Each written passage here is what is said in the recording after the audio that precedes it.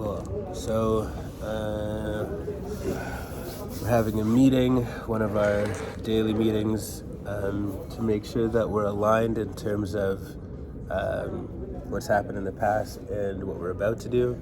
Yesterday was the first day that we were on campus. It ended up being a short day in terms of speaking to students because of a lot of meetings. Got sidetracked by a bunch of meetings. I met up with Coco, which was pretty good, honestly. And yeah, one of the meetings was me catching up with a student that I've taught, which was great, and it definitely made me increasingly confident that we're going to have student support with this. I ended up telling him the story of how I met you. You told Sam? Yeah. Excuse me, guys. Thank you. I ended up telling him the story of how we met and stuff, not the finer details, but enough. And it was good. How did you meet Sam again? I taught him. Oh, okay. He was one of Sohill's students, and then he came to the first event that I put on. Spent the day with him, showed him the customer persona in the business plan, and he started getting emotional because it hit so hard. Like, it was speaking to his story so hard. They just feel so underrepresented and unspoken for. It was a really cool moment. And also during that day, he told me that he had editing skills and he was down to do editing for us for free. And he finishes his education. I think he has 2 semesters left, and so that would be I'd be January next year, I think. No, yeah. No, it'd be September. Is he doing it in summer then? Yeah, they don't have summers off. Oh, okay, so yeah, because they would go to April, and then April to summer, then usually it's September to January 2nd week or something. Yeah, exactly. So yeah, in short, he's a potential part-time-ish help in terms of editing, and he's also a long-term help in terms of whatever we want. There's a handful, I would say probably about 5, but a solid 3 people that are committed to actually not just participating in Grow, but working with us full-time, long-term, because a lot of them come here without a career path in mind. And so, I mean, even if they did have a career path in mind, there were some students that just for me running workshops, I'm thinking of one in particular right now. He came up and he's like, I want to do what you do. It's just straight up I want to do what you do. I don't want to work for a company. I like how what you do sounds, and I want to help people, blah, blah, blah. Story of my life, except I put in the fucking effort. Yeah. I mean, he's in school and didn't have the same experience. So was I, technically. I was working full-time. I was like, yeah, fuck that. Yeah, anyways, it's not compared. It's okay. It will compare. But, no, that's good, though. At least we have people that are on board that are just they're going to have a variety of skills in school, and if they're willing to work at Grow full-time, that diversifies our academic prowess. Yeah. Right? If they're working, they're studying different fields that are going to help us in some way, right? Even at the very least, you have international representatives. They heard about this. They're international students, and we're helping international students. That would be insane to have on the team. Yeah, that's the prime value. The prime value is they are the customer base. So they are the people who should be selling. As soon as I can stop, first of all, I can stop selling, and then second of all, once you can stop selling, then we're doing it properly. We're not doing it properly when it's us. The only reason that I think it's going to make sense for us to continue to be on campus talking to students and stuff is for content generation. But even that, eventually, these guys. So the thing is, I won't be talking. I'll be talking to students, but not doing service and stuff. If anything, I'll be coordinating the other people, see how it's going, and then talking with certain people, having them help me make content or whatever. Right? Yeah, but that's what I'm saying is because you're so good at making content, the students won't be as good, and so I think there is still a place for a good sales manager is not like a good sales manager is on the ground, you know. So you'll still be on campus with them and like So they have to go supporting and them. freaking. They have to ask somebody. Pardon? They have to ask somebody, and calling me doesn't help. Like, I'll literally just go with them, right? Yeah, I'll do them, show exactly. them, train them. I mean, we'll eventually be on too many campuses for you to be on site with everybody all the time. But the idea, But it's like a weekly thing. It's like at Mayfair, my supervisor has like 10 sites. He goes to each site throughout the day. Exactly. Like like, let's say like when you're in BC and I'm in Toronto, morning part of my day I could be then I could be at Ryerson, then I could be at York U, then I could be going down to like any of the other universities. But I just take basically like a trip around, see how you're doing, talking through, blah blah. Next school, next school. Get home, work like another 6 to 8 hours. And then watch an episode of Castlevania. So, But that's the dynamic I see that's happening, no? Yes, that is the plan. So I'm glad you have that reference point. That is a good synopsis of like the daily life of the sales manager, or whatever the hell that position ends up being called, is like being on the ground in a systematic way, in a geographical way. Literally present. I'm not in Newmarket where you have to FaceTime or something. It's like, okay, I'll be there in 30 minutes, or I'll be there in 45 minutes. Yeah. I mean, I don't think it's so much about them calling you when they have a problem or a question, so much as them seeing you. Like, just seeing you helps in sales, but also, like, they're going to get energy when their boss is around. You know, it's just how it is.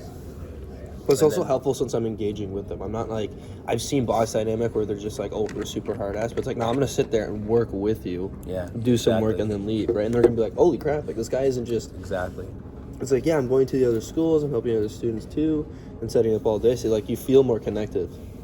Exactly. Which is huge difference, right? It's like if I'm down there and you come down and you're working with me and then you leave and go somewhere else, it's like, no, you're still here participating. Yeah, exactly. You heard me talking on the phone the other day. I remember you looking over when I said this. I don't remember who I was talking to, but I was telling them that when I was working for my first consulting gig down here for my buddy John, his attention was a commodity. It was the first time I really realized that his attention was a commodity, to the extent that, like... If he wasn't there presently, like if he was there, you were under his wing, he was there working hard, he was great. But the second he walked out, he had no idea what anyone was doing. Then he would have distrust and you'd be like, what are you doing? You're not working. Because he didn't directly see it himself. Yeah, which is a function of paranoia and a lot of cocaine. We're not using this as content. This is for us. I know, but still. Oh. This is really good practice. That's another reason why we're doing it. Yeah, but we're not going to post any of this. I know, but still. Okay, fair enough. But yeah, that was a function of... Well, that particular narcotic does not make you paranoid and schizophrenic.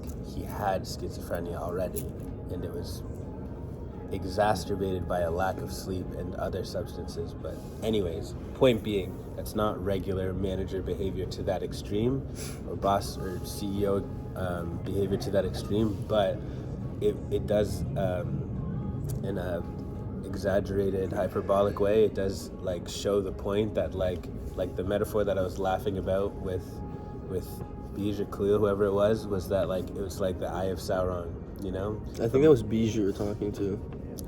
I don't think it was, because he didn't laugh from... I don't remember him laughing from memory and relating to it. I feel like it was Khalil, because he, like... But yeah, it's like if it's looking at you, it's like, this is amazing, spotlight's on you. The second he looks away, it's like... Yeah. Straight out of Lord of the Rings.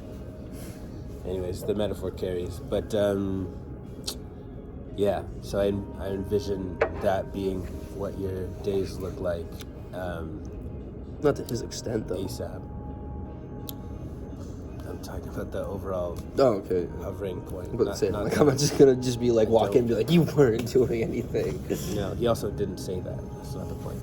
It was the feeling that he gave off. But anyways, yes, so that...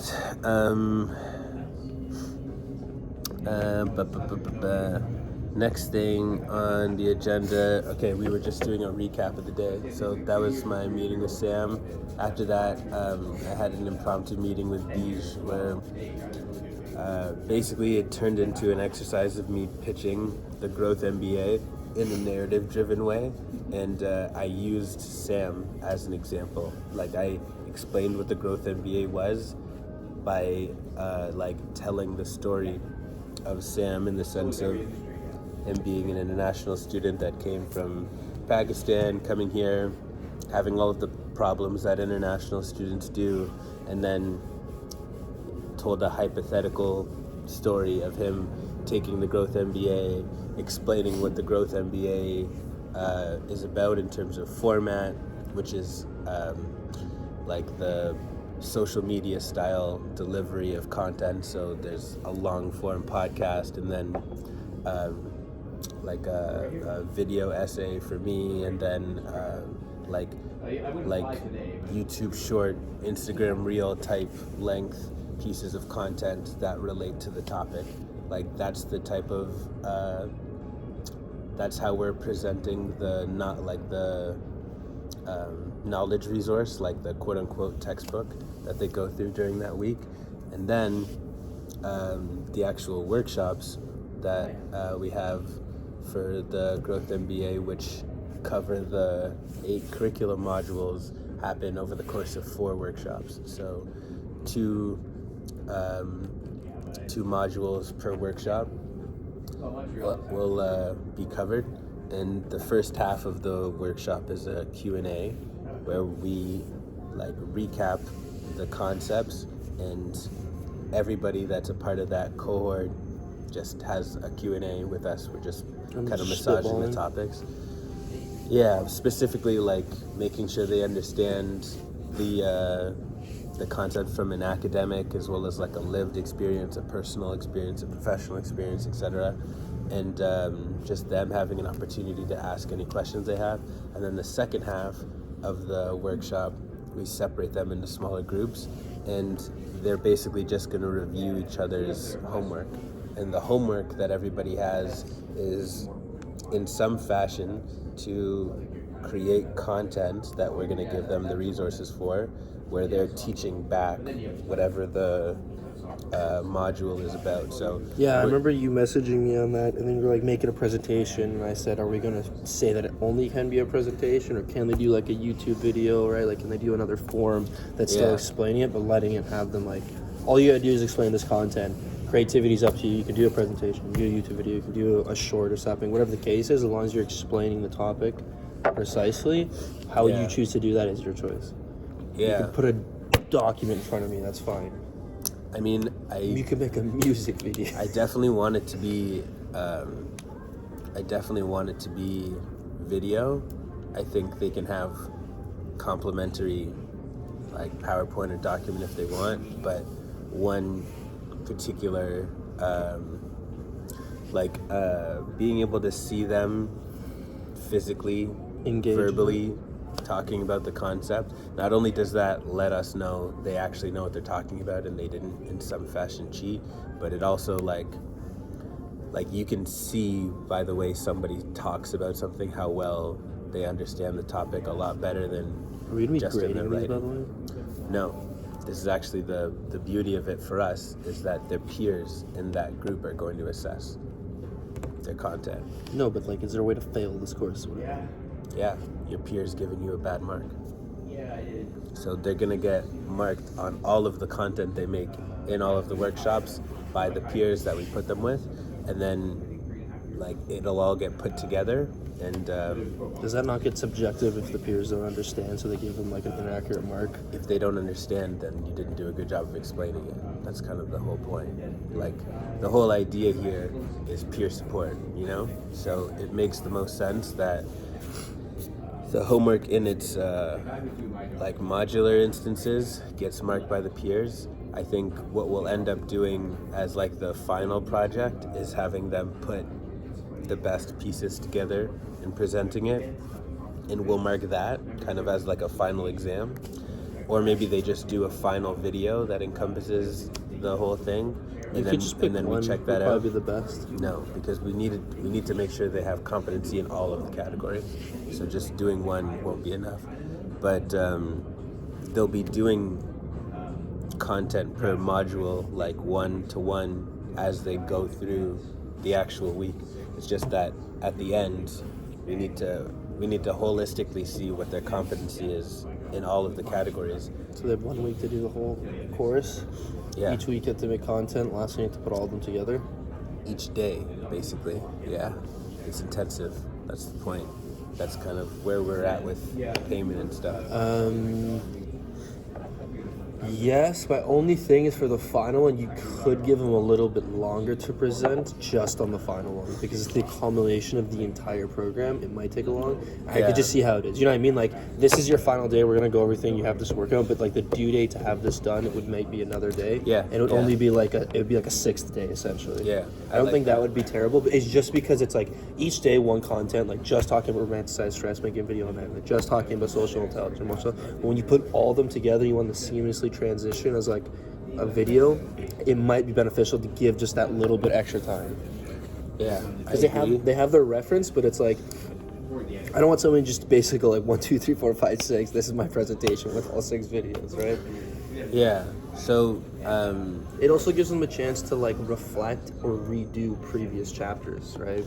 Because if it's like we're giving them 1 day for one chapter and then the last day we're like, okay, now you have to do all 5, it's like a significant workload increase in the span of a very short time. And then I don't want that to hinder people's success. The idea is that they do one longer video that encompasses all of the topics, not like it's actually easier to do one long version Instead of one extensive? instead of short? a bunch of short ones. Yeah. So like during the week, they're going to do short ones. They're actually like the schedule that I laid out. It's something like they need to have 4 workshops throughout the week. So it's like basically every other day in the week. So it's like Tuesday, Thursday, Friday, and Sunday. And like that's us going through the whole thing. The 1 week is like the reason why I'm saying the Growth MBA is a week long is because like the delivery of the programming is a week long, but I want to give them the information, like the knowledge resources. I want to give that to them 2 weeks before they actually start the program, so they have time to interact with it before we actually start.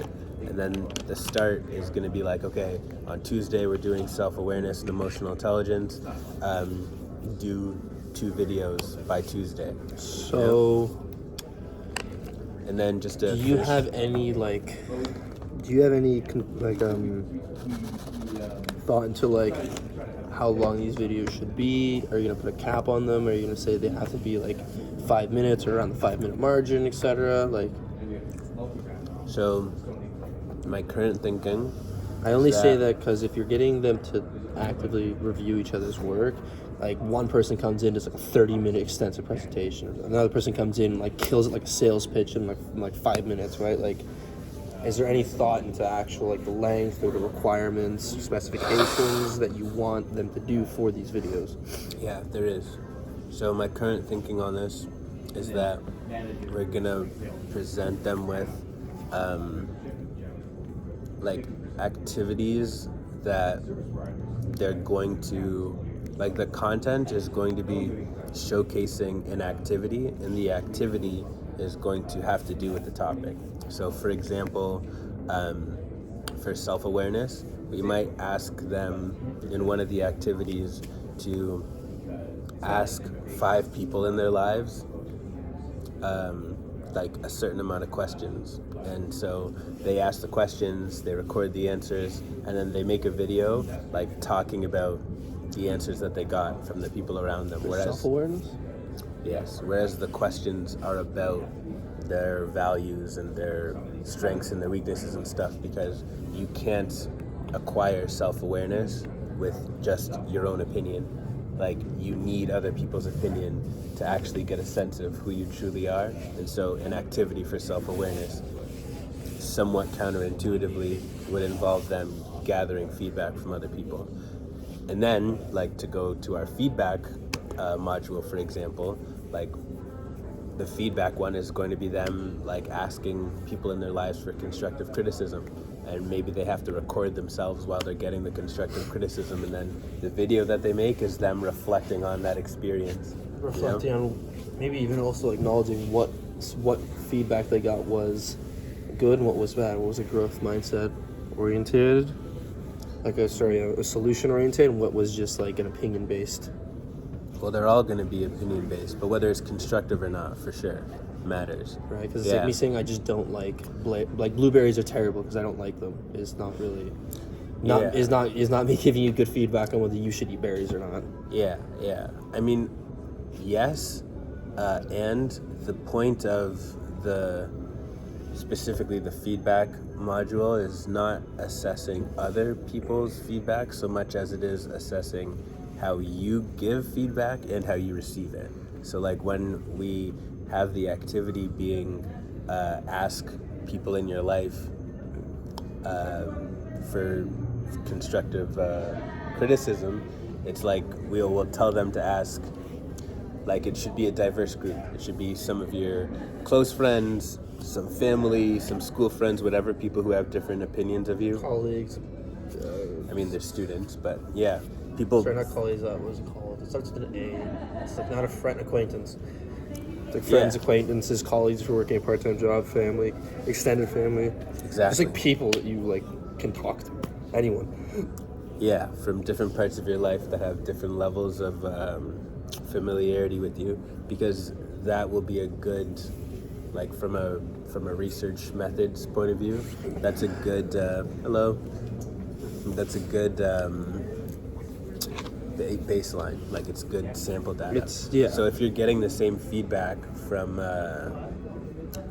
this is like ironically exactly the size of the networking group that we have when we're hosting an event, and we're all watching them walk into an event right now, and they look pretty international. So it's a pretty Let's go sit down. Ironic and we definitely just go sit down.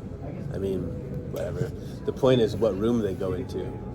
Maybe try and keep City an eye Hall. on the room. City Hall. What? City Hall. True. Cool. How many people would you say that was? 40. Anyways, back to you can send that email, by the way, if you want. Yeah, cool. ChatGPT it up. I'll send it from the Grow, like the Grow email. Yeah. Instead of one of our personal ones. It's that, or I can send it from my personal email because it'll show co-founder of Grow Peers. It doesn't matter. I would say don't use the support email. Use your personal email. Looks more formal. Well, an email from support at, like, it's just weird. It just makes sense. Well, it says growpeers@gmail.com. Oh, okay. Then never mind. Use that email. Okay. I'm gonna set that. Do you want me to set up the Because like on our emails, we set up like the identification. Like on yours it says like founder of Grow Peers, signature. the signature. That's why the only reason you why can set it up as yours. Set it up as yours. Like use the same signature. But in addition to co-founder, I would say like sales manager or something like that. We'll make a note for us to pick your job description. We do need to finish doing that, and I need to finish your LinkedIn. Task. Yeah, before I start messaging people, I need a photo, and I just need to put a background, but the background will probably just something do we do for Grow. I have one on your LinkedIn already. You have a background on my LinkedIn already? Yes. You actually, I didn't even notice. Pardon? I didn't even notice. Yeah. Anyways. Task, job description. Beautiful. Where were we? Just got slightly interrupted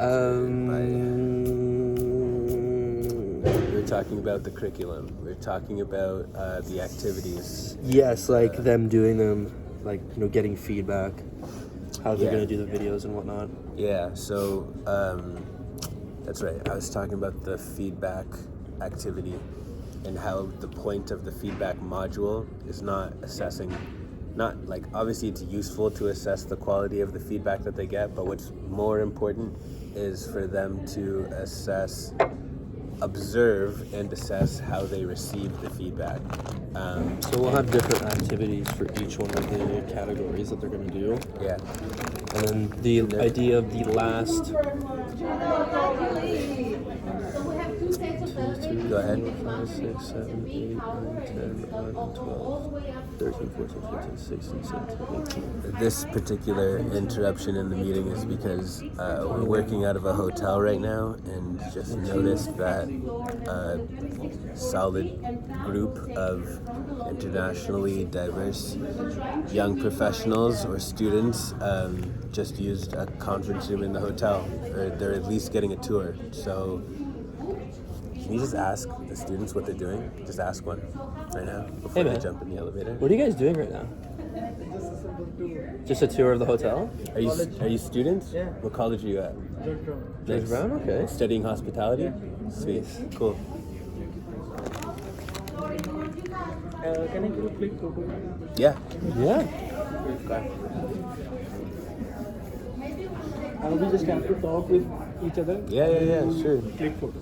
Yeah. Tell me about yourself. I'm Jasper. I'm from George Brown College. Nice. Okay. Studying hospitality over there. Awesome. Just I'm this year? international student. Yeah, this year. Awesome. We actually we have a company that works with international students to help them get jobs. Okay, I To am help also them network. joining. Yeah. We'll, Of course. We'll get your contact info.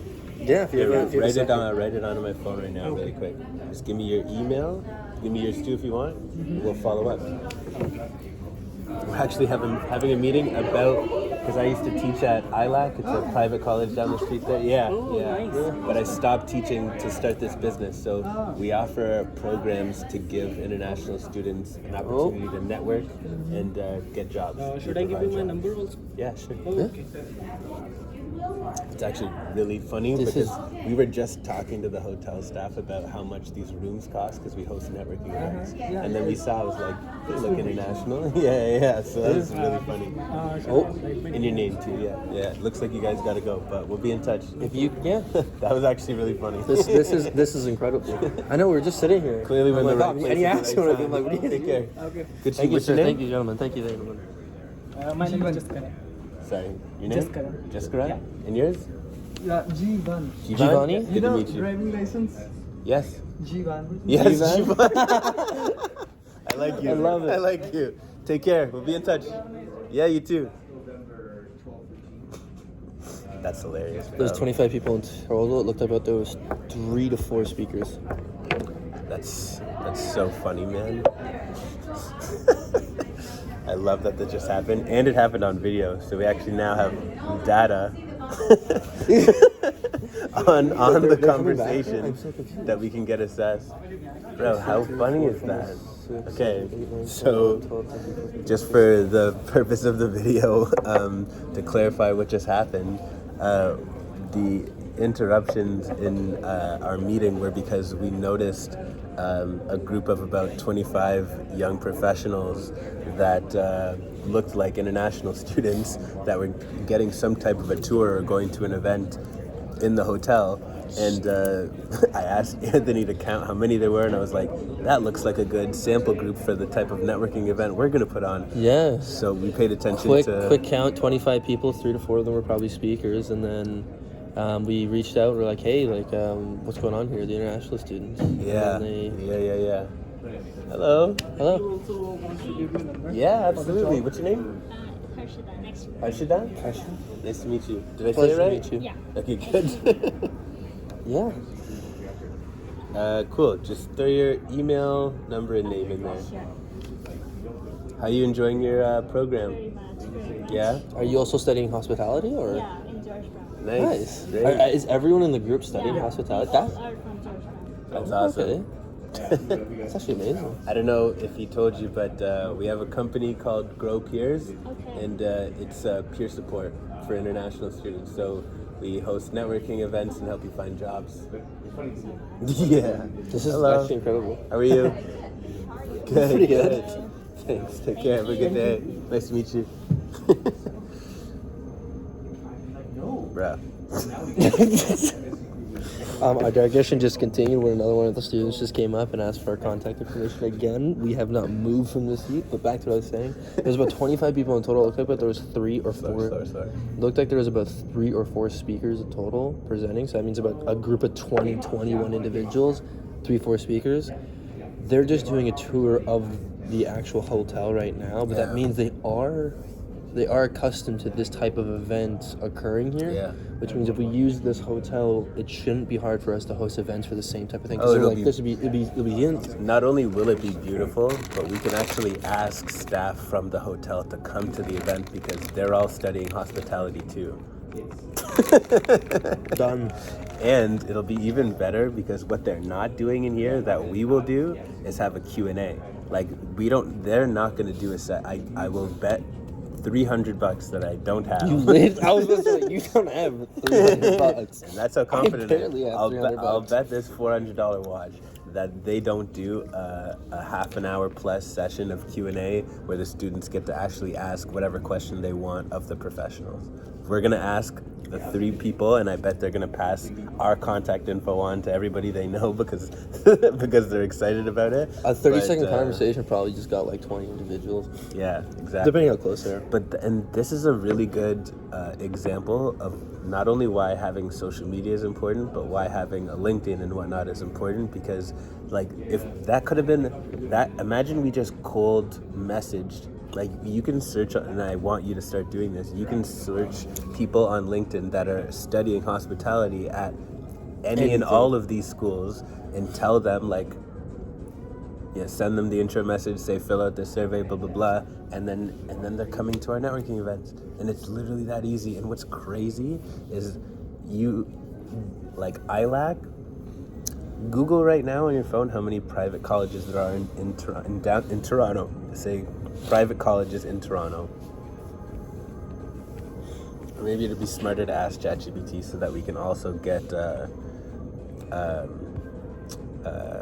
numbers on how many students they have. Around 600 in Ontario. Yeah, ask for Toronto. I'm gonna ask ChatGPT here. How many private colleges are there in Toronto? Please provide a list. Toronto is home to 5 public funded universities and 1 private university. That's 2 colleges, but That's not true.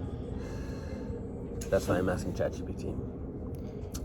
Try not to talk, I'm just doing this voice dictation. Provide a list of the private colleges in Toronto and a list of their enrollment numbers as recent as you can find. look at all these. Exactly. This is not just Toronto though. Like there's Niagara College here, but this is for international students. But George Brown, Centerville, Freshfield, University of Toronto, IBT College, like that's insane.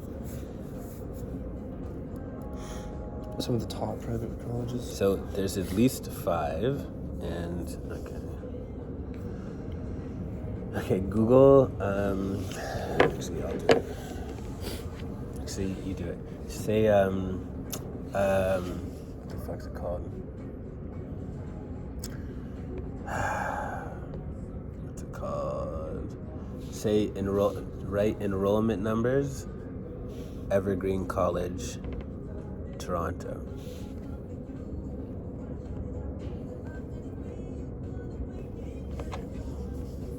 Evergreen College, Toronto. No. My finger doesn't hit the return. Evergreen College operates across 7 campuses and home to over 2,330 students.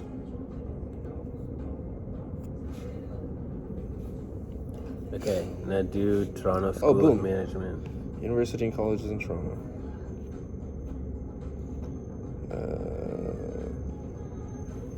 Universities and colleges in Toronto, Canadian. There's literally like 31. Exactly. Is this in Toronto? This is just in Toronto, yeah. Exactly. So, without even looking at the numbers, because the specifics don't actually matter right now, just hear me out. All of these schools have at least 2,000 students. Yeah, like easily. Exactly. And Evergreen was 223. ILAC was 6,000. Ryerson 60,000. York U was probably something like 60,000. Seneca but College. I mean specifically private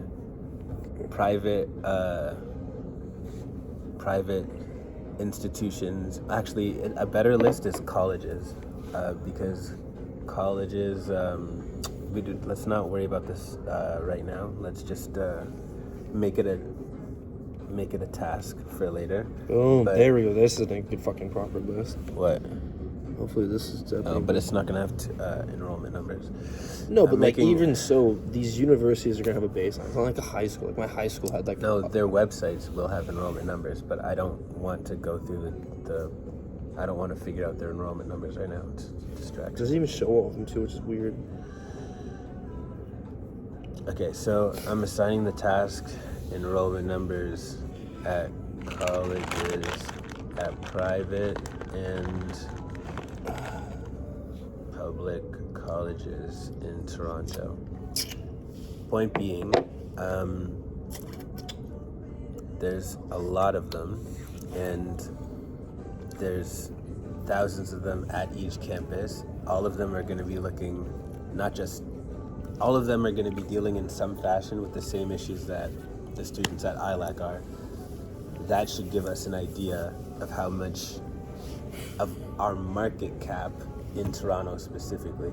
So the thing that's going to be useful to know about the public colleges, just like the one you attended, aren't going to be specifically only international students. So you're going to want to look at particular programs when you do this task. You want to look at specifically when you're looking at public colleges, I want you to look for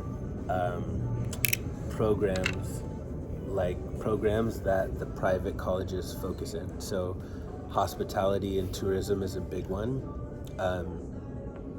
But as you look at the programs that ILAC offers, you'll get a sense of what all of the private ones offer, and then the corresponding public ones. Like what we want to know, specifically, I know this already because of how big the hospitality program is at ILAC. It's their biggest program. If we focus on hospitality students at private colleges, focus specifically on that demographic, then at our networking events, it's really easy to get professionals that everybody wants to talk to. You know what I'm saying? Because if we just Plus, invite, then we can host different. If we focus on them individually on their specific program, you can have different network events for different programs. If I'm an engineer, I want to go to a program with engineers. Those are the people I'm trying to meet. If I'm in hospitality, I want hospitality, and so on and forth. Exactly. So now we have a really good aligned understanding of the sales strategy, who we're looking to talk to, especially because Sohail has experience in the hospitality industry in 3 capacities and has taught in it. And So if we can bring him on board for some of these events. And you have HR. He's already on board. But yeah, exactly. And I have construction. Yeah. So We did one at the skills trade, that'd be insane. Because there are students that actually go to the skill trade, and funny enough, the reason why I got a job at Mayfair is because the teacher literally had connections at Mayfair and was like, this company's hiring, here's their email them. exactly. And on that note, I'm really glad you brought that up because it inspires this idea. As we're looking to host these networking events, another thing that's going to be super useful is inviting teachers and inviting industry I have a professionals. friend that's a teacher, but I think it's public school, but it's still. It doesn't matter. What matters is that He knows somebody that knows somebody. Exactly. He also sells coke, and he lives literally down the street from us. this is why we got to practice. This is just proving the point. Well, yeah, but I know this is not content. This is for I know, me. but I told you to act like it. Oh and it shit, it's still hard. happened. It's hard. My brain is it's weird like that, Kyle. That's why we're training. But anyways, yes, exactly. How about I train not to do that, you train not to swear? Sure.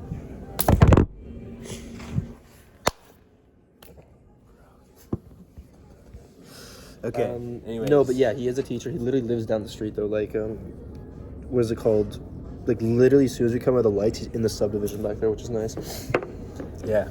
I mean, it's more Yada relevant. has his companies with Genesis Solutions being a supervisor. Ross is, what was it called? Ross owns Digital Rivet for tech. If you want to do something tech, Yeah. Let's not do Lucas. the list right now. But yes, we both have people in our network, which is awesome. So, what? Oh, it's Chris. I stole his Adidas bag. You need to deal with this right now? Yeah, I'll do it after. I'll send him a message after this. That's fine. Cool, thank you. So that was a very productive digression.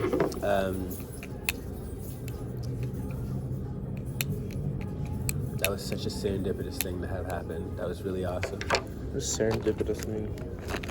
Like, really interesting, almost like divine timing.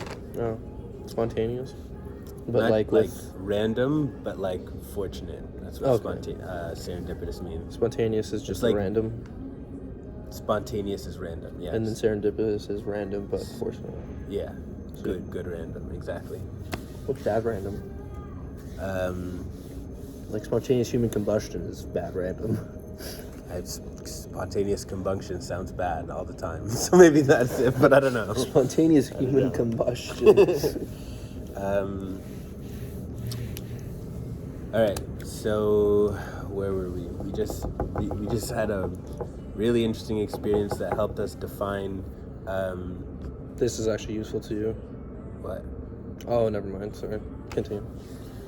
I was just asking Isabel about your eyes because she had eczema growing up, so I asked her if she ever had it on her eyes and swelling when she did, and she's like, no, but do you have that right now? But I only read have that right now, and I'm like, you have it right now? What are you doing?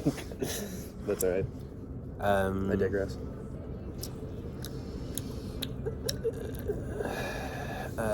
Yeah, so we just got a really good feel for that has tea in it from yesterday. That's what it was. I thought it tasted like shit. Okay, let's put our meeting hats back on. So we just covered sales strategy and like sales and marketing strategy, because if we LinkedIn message students, particularly in hospitality and particularly at public and private college institutions, and invite them to fill out the survey, join our monthly Q&A, $10 subscription thing that I just mentioned, and even to do our pay-as-you-go group coaching sessions, we're going to get a lot. We're going to get a lot of traffic, and I think it's actually going to be, like, to Payman's point. Remember we were talking to Payman, and he was saying that if you market properly, it'll be worth more of your time than being on campus. Remember him saying Yes. that? This is exactly what he's talking about. He's Yes. saying, like, if we structure our marketing properly, it won't make sense for us to be on campus. Well, yeah, because you can reach so many more people through social media. Like Yeah. the amount of people I can reach out, I can copy and paste a message 100 times within the time it would take me to do one survey in person. Yeah. Except now I have a potential 100 times X of people that I've just hit. Yeah, and actually, like, just hearing that, and just because of this experience, and because we got to a point, like, particularly if we didn't get to the point where we had 5 offerings, which literally just happened this morning. So now we have a freemium option, we have a $10 a month option, we have a pay-as-you-go option, and we have the Growth MBA option. Like, now we have something for everybody, and so now reaching out to Honestly, I not any think and it's good everybody, to but still that go on specific campus. niche. I do too, but Just to get data is one thing, and then being able to actually see. everybody's going to be filling out the survey. Everyone's gonna be filling out the survey. The only difference is we won't see the reaction unless we're in person. So I think the only benefit of doing I it. don't care what their reaction is to the survey at all. Why do we need to see them fill out the survey? Because we want them don't. to actually take the product. We're not selling anything when we do the survey interaction. Remember? Then are we even gonna go on campus then? Yes, but only to film content. Like, now, this morning when I woke up, I was thinking, fuck, Monday to... I swear, we're going to assign push-ups for both of us. Sweet. I think I'm gonna It's gonna be- You say that, and I promise you, it will never happen again. I know. And if it does, you can lick my popsicle. It's 10 push-ups right there. That's not 10 push-ups, I'm gonna I have set. popsicles. I'm gonna set the parameters for this push-up. You're gonna set the parameters. We're gonna set the parameters. It's called a negotiation. All right. Diplomacy. Fine. I'm gonna put a ring on your hand. Give me your first version. Yes.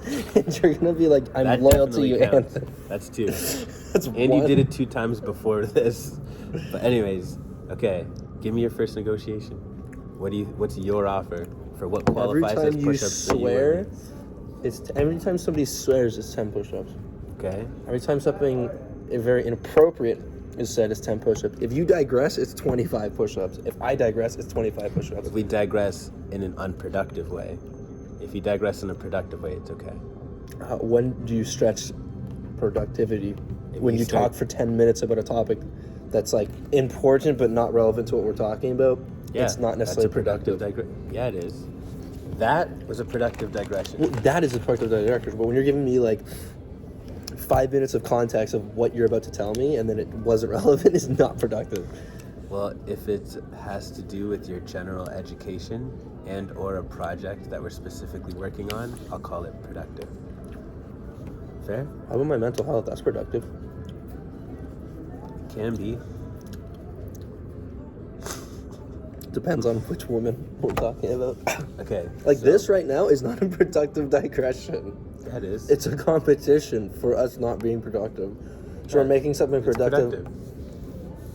Because now, anytime one of us does something that we think is worthy of push-ups, then we can assign it and agree.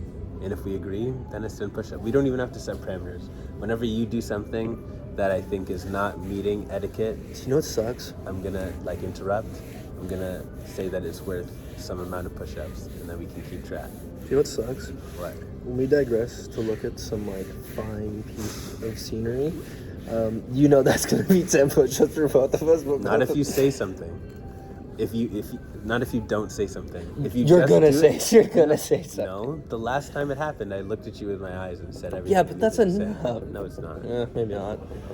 I mean, to be fair, it depends. It depends because like Exactly. in the mall area, it would be a sin not to speak on that. Yeah, but we were also not in a meeting, which we are now. So okay, cool. It's fine. So I signed, doesn't count. That was the signature. That All right, was. back to the meeting. Yes, but now that we have all these forms, we don't need to be selling on campus. We're more so just doing the surveys for the sake of doing the surveys. So we can take out the entire last section. Like I guess just the pricing a bit, but like for the growth event, we still keep that in. Yeah, no, we're gonna keep everything in because the end of it is their availability. Okay. Question on top of that. To make it simpler, since we're going to be reaching out to multiple students, do you want to take out the international portion of them and then put in just a section of what school they're going to? Because it'll be very evident. We're at ILAC, we know all of them are international. Yeah, so And I just say that in terms of like, you know, like Coco, Jess, any of the people that we're meeting from like Ryerson, or like when we go to Brock to do the same survey. yeah, well, when we spoke about this yesterday, we defined 2 different surveys. We said that when we were talking to domestic students or public post-secondary institutions that we would use, or young professionals, that's one survey, and specifically international students at a private college that we know are international students, because accusing someone of being an international student when they're not is just going to sound racist. I mean, to be fair, to be an international student means you just have to be international. But you could be an international student and come from Germany. You could be an international student and come from like Ireland, for instance, right? But you could also grow up here and be Ireland, or you could But grow up. if you grew up here, you're not an international student. An No, international but, like, no, student's that's my coming point. from Like, another like, country. my point is, you're not racist for calling someone an international student. They're wrong. It just means. Yes, you are. Yes, you are. So okay, for the It's- survey then, do you want to change the title so we have 2 different ones? So we have one for domestic, because I like the title "Student Experience Survey." All we have to do, so we have 2 options. Option number 1, you duplicate the survey, and in one of the in the duplicate, nix the international part, so that we have a young professional survey and an international student survey, or we make one survey, to your point, and we have them indicate at the top of the form whether they're an international student, a domestic student or a young professional? I still think 2 surveys because the questions for the question for a student versus a young professional are going to be different because they're not both in school. The dynamic for the school is us focusing on the school's lack of support versus work. The only difference between the student survey and the international student survey is basically just mentioning they're an international student. That's the only difference there. There's actually a huge other difference, which is actually giving us our answer for why we need 3. In the young professional one, we actually drafted questions specifically for young professionals, which was more like, what is your career like? Does your job offer benefits? 100% like, is going to be different. It only applies to young professionals. Yeah, exactly. And then the international student one has the TIF questions, the Trusted Institution Framework questions that are specific to international students. And then the regular ones. ones So we do need a don't. different one for international students. And then, yes, your standard domestic student. They still don't have the varying same questions that we're looking for, but the problem is I want to know the difference between whether they're international or not, just because like what we're doing to help them is going to be significantly different. It's going to screw. No, it's not. What I mean is like it's going to screw off the data because national students, for instance, that are from here get more services and are helped more than international students. I don't want that to sway our data. It depends on the institution that they're at, not whether they're international or not. Like, for example, an international student at Brock has a ton of student services that a student at ILAC won't have. That's why we need to know what university they're at and whether they're international or not. But because it's still useful to get data from domestic students on their experience. So I think, like, where I'm at with this right now is we have 2 surveys. We have a post-secondary survey and a young professional one.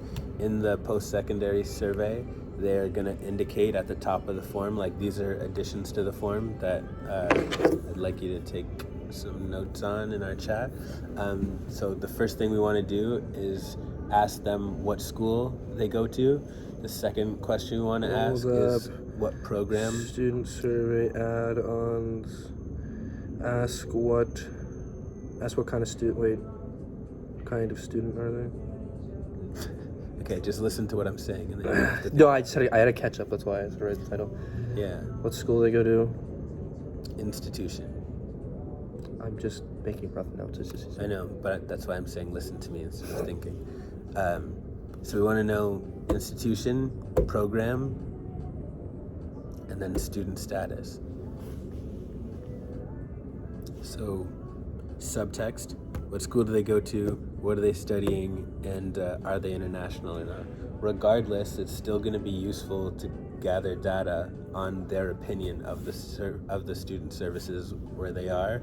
But like when we get the Google Sheet that shows the results of this, we can have it translate. We can have it separate and organize. Yeah, we can easily put the filter in. Exactly. Because when they pick basically we're gonna go international. Cool, these are the international. Okay, now focus by program. Cool, these are the programs. Focus blah, by blah. school. Boom. Exactly. But I think that's super important because then we can have the same form, which makes it easier. And then this is just easy for us. Pick the school you're at, pick the program you're at, and pick the status you're at, and then we can use the same. I can send the same survey to every single person, anyone we meet walking down the street. Yeah. When we're at the school, like if we go to Brock and talk to Good Movies, just start talking to people, like, yeah, take this survey. Here you go. Boom. I'm on LinkedIn. I can look at Brock. I can look at ILAC. Right. Like anything. Yeah. Exactly. So it's settled. 2 surveys: young professional and post-secondary. Post-secondary is going to have these 3 questions, and these 3 questions are going to transfer to what's your password? Grow. These questions are going to be basically pretty similar for the young professionals. This is like you could still ask like what did they go to school for, where do they work, what's your status in your business, kind of thing. Same type of fundamental, like where do you stand in your business, what's your job, like what. And we drafted those questions yesterday. They're actually in there already. But yes, to your point, we do want to know where they work, what their education budget is, how satisfied they are with that. Same thing. Yeah. Because then it breaks it down for each sector. Like, how's it going in construction? How's it going in hospitality management? How's it going in tech? Whatever the case is. Yeah. And we'll be able to see trends. Like, the most important question I want to ask young professionals is what their education budget is from work, if they have one, and what their personal education budget is, because that's going to tell us how much they're willing to spend with us. You can also see what their, not that we're going to ask, but you can kind of like Google what their base salary in most cases are, and then you can really see what the difference is between people. We can ask for a range for sure. I don't think we can make it an optional question. I'd make it 100% make it an optional question, because literally half the people you ask will be like, no, I'm never going to tell you what my salary is because that's personal, and other people are just like, yeah, I'll tell you. It's such a weird stigma about it. I never understood it. Yeah, I mean, whatever. But if it's for research purposes and they're buying in to grow, like conceptually, then they're gonna want to share that. It's private data. Like nobody's gonna see it, right? Exactly. But you're right. It does need to be optional.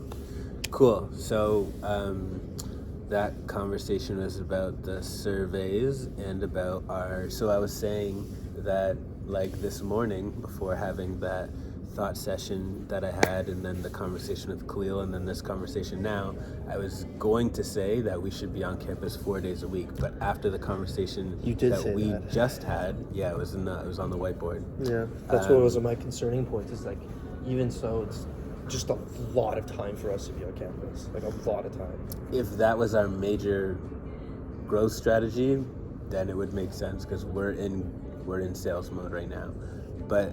Thank God we had the experiences we did, because now, honestly, we should only come down 2 days a week. Like our original plan, 1 or 2 days. We still have a lot of like office work to do, essentially. Yeah. Right, and like that was my thing about saying like 4 days a week. I'm like, if we're gonna both just agree that we're gonna see absolutely nobody in our lives for the next couple months, then yeah, sure, we can do it. Otherwise, like, it's just like.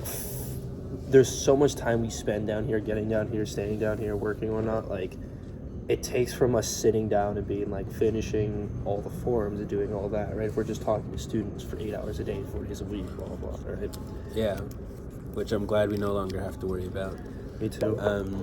I do like the idea of coming to Toronto twice, specifically because, like, the days that we've been having, you know how before I was saying we want to be here from 12, I'm gonna not give you push-ups for that, but that we want to be here from 12 to 4 is like prime time to talk to students. I was giving us a little bit of leniency because I wanted to do content when we were down here, and I do think it's important to like walk before we run, so I wasn't trying to be strict with us being on campus for all that time. But now my opinion is that like I like the idea of on our Toronto days, like their version 2 content days, like this is where we shoot the final version of content because we have the material and everything around you, the environment is just so much better. Yeah, exactly. So it just doesn't look good in my room. Yeah, it doesn't look bad. It doesn't look bad, but it's like, I think what's nice about the room is doing stuff like, the journey so far, or like updates for us that we want to use for content because it's in our room. And like this is like that's our office essentially. Like when you look at it, and that's like when you look at Alex Hormez's videos, and he's like randomly just sitting in his house talking. Yeah. It's like that's his office, right? That makes sense. Yeah. When we're doing content for like, doing a sales thing, reaching out to students, it's better to be down here in this environment, right? It shows we're like, hey, we're here on campus, we're doing this. Like, just say like, hey, we're here on campus meeting students, and we want them to come to this event, for instance, right? For like the Grow Social. It makes sense to be in that environment. Like, I'm here right now, we're hosting these events, we want you to come out, right? Exactly. Versus... We should do that. We should actually, when we're doing content, like today, we should just like selfie and walk into a room and be like, yeah, this looks like a good spot. Like we should actually do a pitch for the Grow Social in one of these rooms. But like that's my point. Like be in the environment, right? Because I want to put like, hey, we're actually here on campus. Like you could turn and be like, this is I like what the this off the camera. Exactly. We're here doing this. We're trying to reach out to students, blah blah, right? Versus when we're talking about the journey so far, it's like, if you want to know how the journey is with what's his name? Jeff Bezos. The best way to see how his journey is going so far is when you're sitting in the garage at his house, right? Or in a factory, yeah. You know what I mean? It's like that. It makes more sense that way. Yeah, I agree. I feel like it's gonna give more of that emotional attachment. Like this guy's actually being truthful. Like you can, if I tell you about the journey right now, and we're sitting in my room, it's like you can see the whiteboard. You can see this guy is a bullshit, and then you see like we're now on island, blah blah this, right? Or like you're at the networking event. We have to make content. Of course. Yeah. So, What? Yes, 1,000 times to everything you just said. Yes. I laid out on the whiteboard like a standard operating procedure, like a workflow for content, and that involved like taking it. It's in the whiteboard picture, so you'll see it on my phone, but I'll send it in the Send chat. it in chat, because I took a picture on my phone, but we're still filming, so I can't open it right now. I just wanted to put it up here for us. I'm aware.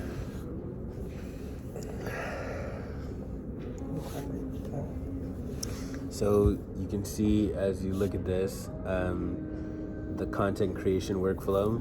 So there's 7 steps. What's SOP? Standard operating procedure, Okay.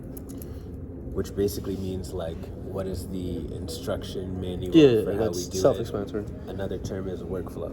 So the first thing that we do is add the concept to the tracker, that being the Google Sheet that Content we made tracker? last week. Yep. Oh, so that one was meant to be like what we want to make content on? Yeah. I thought that was content we were watching, so I put an Alex Hermanson thing. There was a miscommunication. That's okay. That being said, I see this video like Alex Hormozy.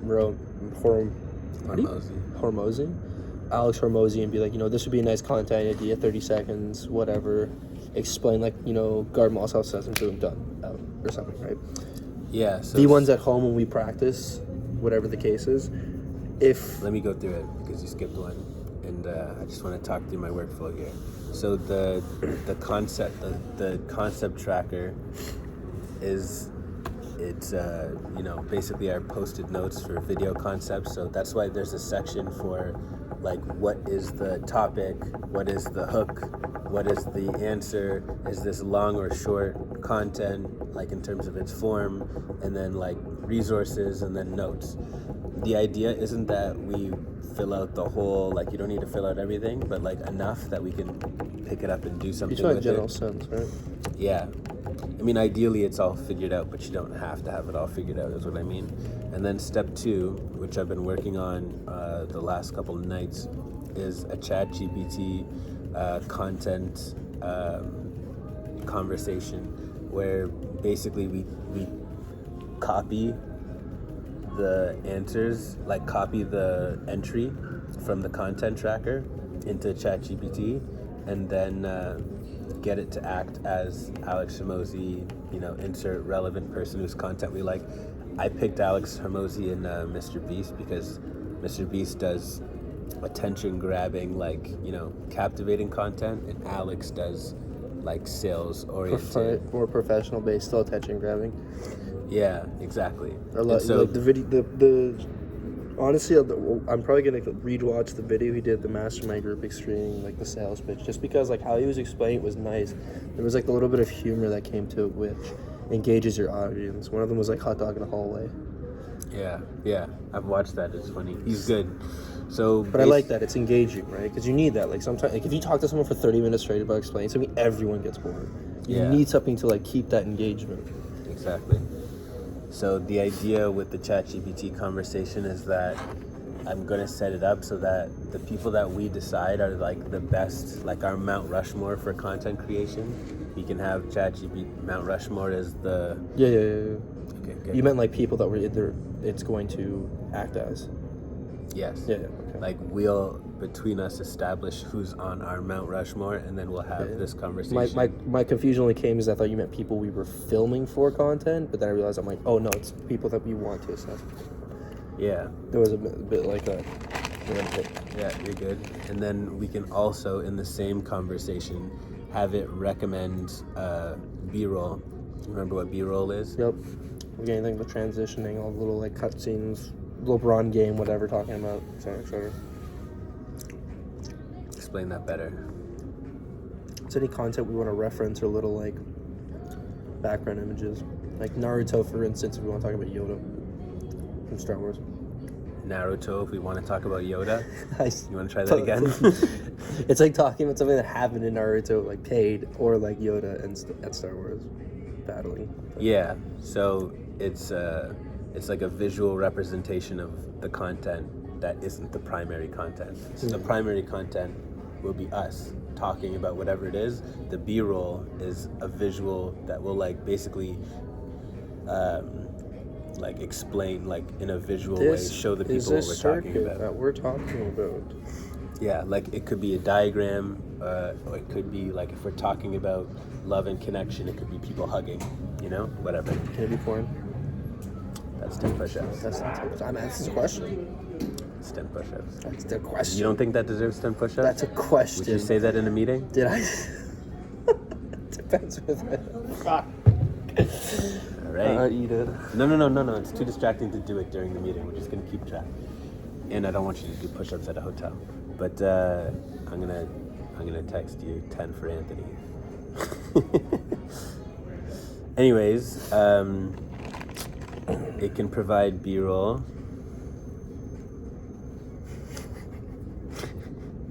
This is really good. I'm really happy we did that. Number one, we're gonna get jacked, and number two, we're gonna get better at competency and performance, showmanship. in All meetings. aesthetics. So B-roll, we can get B-roll from this ChatGPT conversation recommendations. We can also get research. I think it's really important that we get academic research to reinforce whatever we're talking about. Always a helpful. nice thing to pop into the meeting. And For the then ChatGPT images, though, we can use some of the ones I was finding. If you can try and see if that works. If not, then I have to use DALL-E. But I found the other ones were just better. If it's generating an image, that is.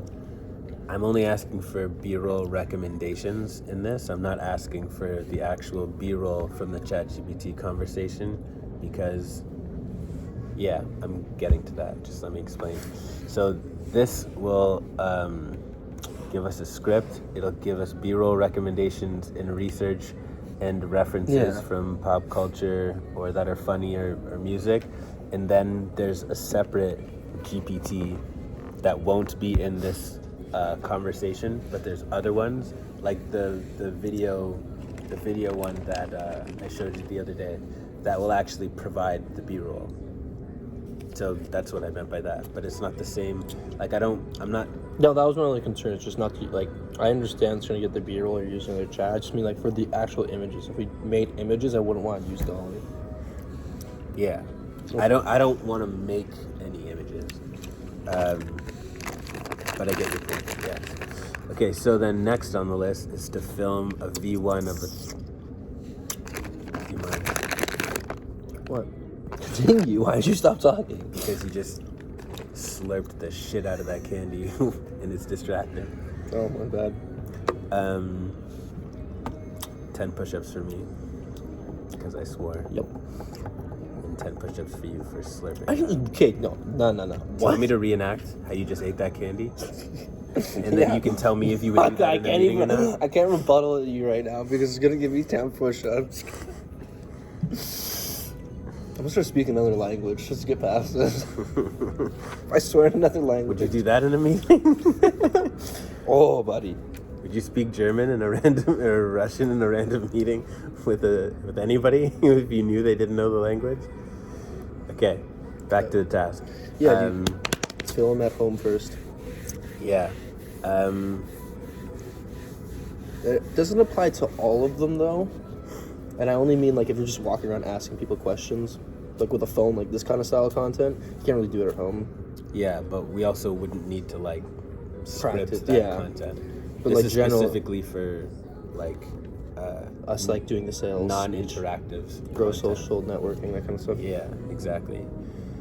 So yeah, film at home, and then number 4, review and assess. So we post that, you know this already, but we post this on YouTube. We upload it to YouTube. That's the analysis that you found. Gives us everything. We take that, put it into ChatGPT, and then go, hey, Mr. Beast, how would you feel about this? Or Alex Holmes, or any one of the other content creators we pick. Yeah, that exactly, acting as an editor and critique. And then the next part is a piece that I actually heard in a video of Mr. Beast giving advice. He said that he has basically content focus groups. So he'll send content to people and have them record themselves while they're watching the content so that he can see when they get distracted, when they look away, when they grab their phone. And I fucking love that. So I messaged Zaina, who is basically like a social media influencer. Social media influencer? Not influencer, but she's like basically an agent for social media. Oh, like a media manager or whatnot, right? media manager. Like, how would, like, what do you mean by that? Like, what she do? Yeah, just getting to that. So basically, she works for a social media marketing company. Okay. And they connect influencers with companies. Oh, so a company will go to them and say, we're a skincare company and we want influencers to do social media marketing for us. And then Zaina has a roster of influencers that specialize in different industries. Oh, okay. So she's like a agent as you would get for like filming. You're an actor. Yeah. I have Or an a agent. sports Company agent comes out or and goes, whatever. I'm looking for somebody to do a role in this movie. Okay. She's just like the middleman because they don't have that connection. Exactly. Got it. So the reason why that it's awesome for her to be a part of this, which is somewhat obvious, is that she assesses content for a living. You know, like, because she has to decide who she wants to represent. It's an actual contract she has with them. It's exclusive. Like, she's working as an agent, so she has a really she's looking at content all day because she's looking for people to represent, and then she's closing deals with companies and stuff. So she's going to be on the list for that. As an industry professional, I have a couple, you know, either borderline or explicitly famous people that would do this. Kanye West? More like Humble the Poet. Oh, okay. Because his Or, social media following is... What's his name? The guy who does the radio show. You went to his birthday? Warren. Warren? He's not famous, no, but he does have a really good eye for communication. Yes, but Humble, for example, is a best-selling author who has over 400,000 people following him on social media. So, like, that's somebody who I'm saying is genuinely famous. Okay, yeah. He goes to the Jonas Brothers guy's birthday because he lives in LA. Like, that is legit famous. So having somebody like that review our content, having somebody who's a social media agent review our content, having somebody who's in broadcasting review our content, and then having random people like our roommates and our friends review our content is a fucking 10 push-ups dope focus group for us.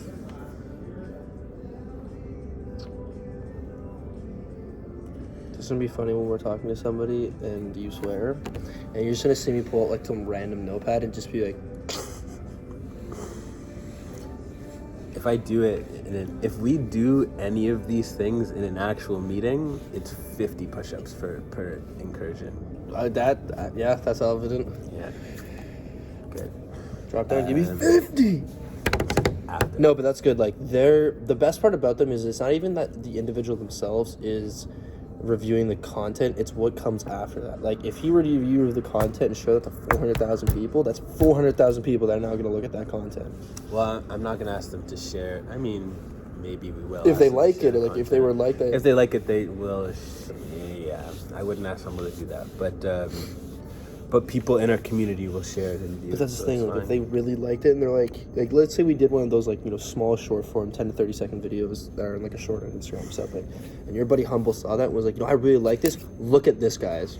Yeah. Post it on his story. He might. I'll never ask. No, of but, course not, right? But yeah. it's like when my friend sent me his song, my friend Sean, I was like, I love this song, and I literally posted it on my story. I'm like, watch this. Yeah. Because people do that if they really like it.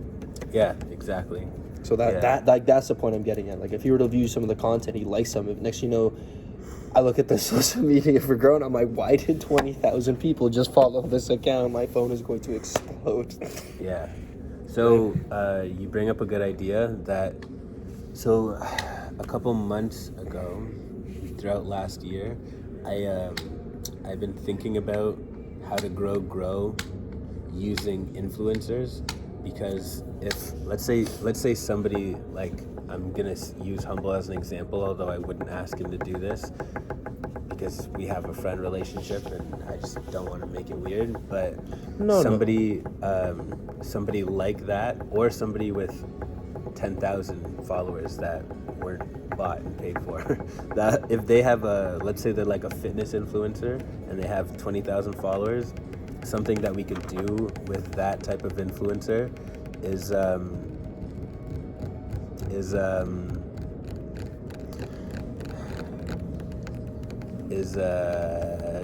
Make content with them. Is like white label grow with them. So like white label grow. So white labeling is when you take your branding off of a product and rebrand it through your client. So we could make a version of Grow that the fitness influencer operates, that's fitness oriented. You know, like we can help them build a community, like where it's their name slapped on it, they're affiliated with Grow, but like they're making the bulk of the money from the subscriptions that their followers come through. So like, let's say the fitness influencers, like we reach out to a fitness influencer and say like, we'd love to partner with you and Grow. So what does that involve? It involves us helping you, like we're gonna white label our curriculum with you, like help you develop curriculum that you can sell to your community, to your audience, and help you set up a community, like, you know, the whole $10 a month Twitch Q&A stream thing, and then like the Grow group thing, and anybody who goes to Grow through him, he gets a commission for it. And like the person who's running the workshops and the Q&A that they're paying for is that fitness influencer. Like that's a really dope growth model, because we're on just... top of that, it's vice versa. Like someone's looking for like fitness advice or fitness oriented program, it's the same thing. Exactly. If you bring us somebody, commission. If we bring you someone, it's commission. It's just like... Exactly. And it's ongoing subscription, so it makes a ton of sense. I So don't like why McDonald's and like Tim Hortons will do their dollar coffee at different times. And they're never at the same time.